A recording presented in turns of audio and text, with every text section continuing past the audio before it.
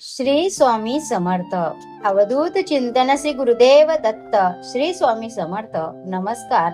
हा व्हिडिओ तुमच्या समोर आज आला आहे तो योगायोग नसून स्वामींचा आशीर्वाद आहे. या संदेशाकडे चुकूनही दुर्लक्ष करू नका. स्वामी संदेश ऐकून तुमचे जीवन पूर्णपणे बदलणार आहे.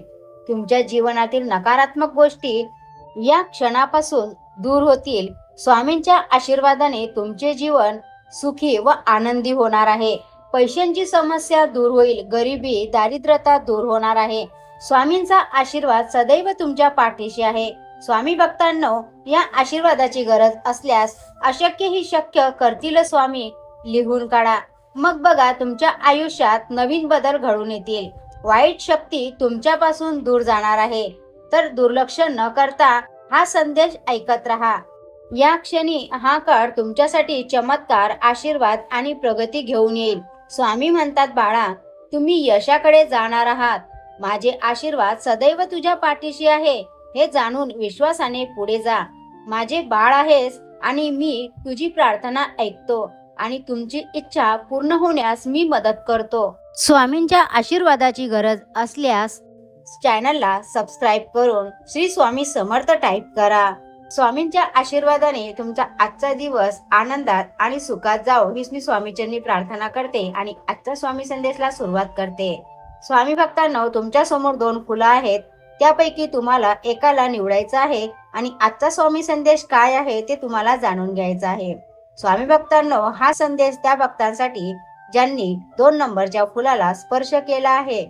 अशा भक्तांना स्वामी महाराज म्हणतात, बाळा, जो तुझ्या आयुष्यातून जाऊ इच्छितो त्याला रस्ता द्या. जर त्याला थांबवण्याचा प्रयत्न केला तर तो तुमची कधीच इज्जत करणार नाही. लक्षात ठेवा, गरजेपेक्षा जास्त चांगले बनाल तर गरजेपेक्षा जास्त तुम्ही वापरले जाल. मनात खोटं आहे, तोंडाने प्रेम करतात. खूप लोक जगात हाच व्यवसाय करतात, म्हणून अशा लोकांपासून सावध राहा.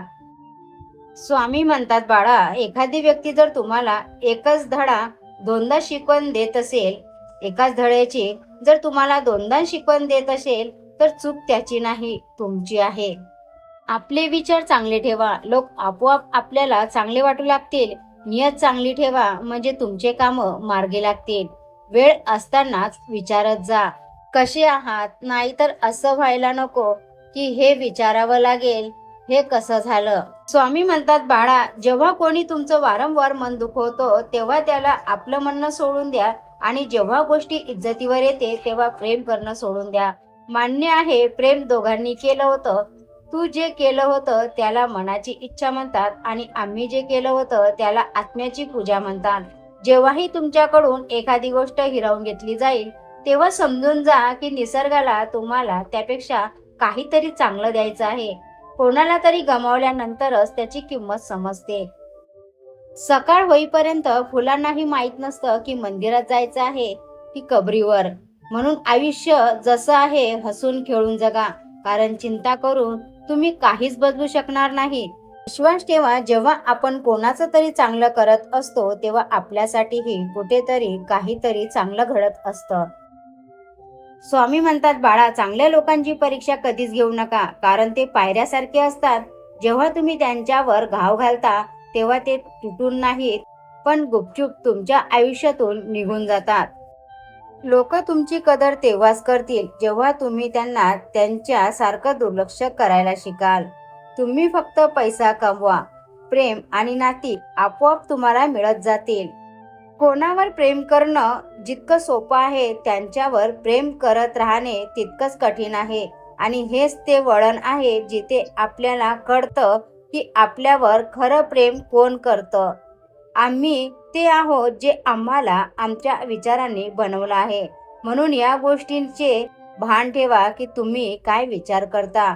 पैशाने आपण जीवनातील सर्व सुखसुविधा मिळवू शकतो, पण जीवनात आनंद, सुख फक्त चांगल्या कर्मानेच मिळतं. या संपूर्ण जगात सर्वात जास्त ताकदवान व्यक्ती तो आहे जो धोका खाल्ल्यानंतरही लोकांचं भलं करणं सोडत नाही. स्वामींजवळ ही एकच प्रार्थना करा की हे स्वामी आई, सर्वांना सुखी ठेव, त्यासोबत मला, माझ्या परिवाराला सुद्धा सुखी ठेव. स्वामींच्या आशीर्वादाची गरज असल्यास श्री स्वामी समर्थ टाईप करून चॅनलला सबस्क्राईब, लाईक आणि शेअर करा. स्वामी भक्तांनो, आता हा संदेश त्या भक्तांसाठी ज्यांनी 1 नंबरच्या फुलाला स्पर्श केला आहे. कोणतीही गोष्ट घडण्याआधीच दुःखी होणारा व्यक्ती गरजेपेक्षा जास्त दुःख भोगतो. ज्या प्रकारे लिंबाच्या रसाचा एक थेंब हजारो लिटर दुधाला नासवून टाकतो, त्याच प्रकारे माणसाचा अहंकार चांगल्यातल्या चांगल्या नात्यांना संपवून टाकतो. इथे कोणीच कोणाचं नाही, सर्वांना फायदा करून घ्यायचा आहे. हे जग स्वार्थांनी चाललेलं आहे. सगळे मतलबाचे नातेवाईक आहेत. लोकांचे बोलणे मला समजतं, फक्त लोकांना त्याच्या बोलण्याची लाज वाटू देणं मला आवडत नाही. काही लोक मला चूक समजतात तर मला वाईट वाटत नाही, कारण ते मला तितकंच समजतात जितकी त्यांची समज त्यांच्यात आहे. कधी कधी नात्यांची किंमत ते लोक समजावून सांगतात ज्यांच्याशी आमचं कोणतंही नातं नसतं. फक्त एका कारणाची गरज असते, निभावणाऱ्यालाही आणि सोडून जाणाऱ्यालाही. आयुष्यात इतकं काही घडून गेलंय की आता काही मोठं झालं तरी मोठं वाटत नाही. आता भीती वाटते त्या लोकांची जे म्हणतात की माझा विश्वास तर कर, मी नेहमी तुझ्या सोबत आहे. कदर करणाऱ्या लोकांना नेहमी बेकदर लोक मिळतात. कधी कधी निसर्ग जाणून बुजून आपल्याला कठीण परिस्थितीत टाकतो, जेणेकरून आपण त्या लोकांचे खरे चेहरे पाहू शकू, ज्यांच्यावर आपण डोळे झाकून विश्वास ठेवतो. स्वामी महाराज म्हणतात, बाळा, तुझ्या आयुष्यामध्ये काहीच बदल होणार नाही जोपर्यंत तू स्वतःला बदलणार नाही. जेव्हा आपण स्वतःबद्दल आपल्या मनामध्ये चांगले विचार करू, जेव्हा स्वतःवर विश्वास ठेवू, तेव्हा आपल्या आयुष्यात एक चांगले बदल घडायला सुरुवात होते. जेव्हा आपण सकारात्मक विचार करू, त्या विचारांप्रमाणे आपलं आयुष्य घडत जाते. म्हणून सदैव विचार चांगले ठेवा आणि स्वप्न मोठं बघा. आपलं स्वप्न पूर्ण व्हावं म्हणून स्वामींजवळ प्रार्थना करा आणि मेहनत करा. कष्ट केल्याशिवाय फळ मिळत नाही आणि त्या कष्टाला आपल्या स्वामींचा आशीर्वाद असला की त्या कष्टाला चांगले फळ नक्कीच मिळतं आणि तुमचे स्वप्न पूर्ण होतात. जेव्हा माणूस मोठा होतो तेव्हा त्याला तीच माणसं छोटी वाटू लागतात ज्यांनी मिळून त्याला त्या उंचीवर पोहोचवलं आहे. प्रेम जर खरं असेल तर ते कधीही बदलत नाही, ना वेळेनुसार आणि ना परिस्थितीनुसार. रिकाम्या वेळी आठवण काढत असाल तर राहू द्या, आम्ही एकटे नक्कीच आहोत, पण बिनकामाचे नाहीत. समाधानात फक्त एकच कमतरता आहे की ते दुर्दैवी लोकांच्या घरी येत नाहीत. लोक आपल्या हुशारीवर गर्व करत राहिले, समजलंच नाही की त्यांनी काय गमावलं आहे. वाईट वेळेतही एक चांगली गोष्ट असते, जशी येते ना तेव्हा फालतू लोक तुमच्या आयुष्यातून निघून जातात. हिऱ्यांची पारख करायची असेल तर अंधाराची वाट पहा, उन्हात तर काचेचा तुकडा पण चमकू लागतो. स्वतःला कापून जरी ठेवलं तरीही हे जग तुमच्यावर खुश होणार नाही. म्हणून तेच करा जे तुमच्या मनाला वाटतं. ते करू नका जे जगाला हवंय, कारण जगाची आवड बदलायला वेळ लागत नाही. परिस्थितीनुसार जगाची आवड बदलत असते. तुम्ही जसे आहात तसेच राहा आणि स्वामींचं नामस्मरण करत राहा. श्री स्वामी समर्थ. जय जय स्वामी समर्थ. स्वामी भक्तांनो, अशाच मोटिवेशन व्हिडिओसाठी आपल्या चॅनलला सबस्क्राईब, लाईक, शेअर करा. तर भेटूया अशाच नवीन एका व्हिडिओमध्ये.